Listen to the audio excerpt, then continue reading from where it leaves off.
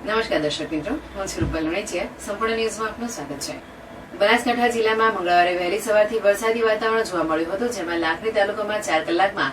8 inch વરસાદ ખાબક્યો હતો, જ્યારે સૌથી ઓછો દાંતીવાડા અને ભાભરમાં 1 mm વરસાદ થયો છે.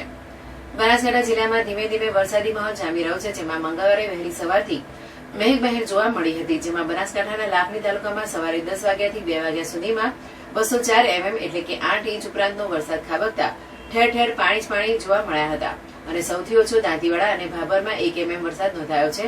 જ્યારે વાવમાં 79, સુઈગામમાં 68, થરાદમાં 58, પાલનપુરમાં 25, કાંકરેજમાં 20, દાંતામાં 15, ધાનેરામાં 11, ડીસામાં 10, વડગામ દિયોદરમાં 4, અમીરગઢમાં 3, દાંતીવાડા ભાભર 1 mm વરસાદ થયો છે, જેના પગલે થરાદમાં ઠેર ઠેર પાણી ભરાયા હતા, જેમાં બસ સ્ટેન્ડ આગળ સર્વોદય સોસાયટી પાસે હનુમાન ગોળા સહિતના વિસ્તારોમાં પાણી ભરાતા લોકોને તેમજ વાહન ચાલકોને ચાલવું મુશ્કેલ બન્યું હતું, જ્યારે પાલનપુરમાં 1 ઇંચ વરસાદમાં હાઈવે વિસ્તારમાં ટ્રાફિક જામના દ્રશ્યો સર્જાયા હતા.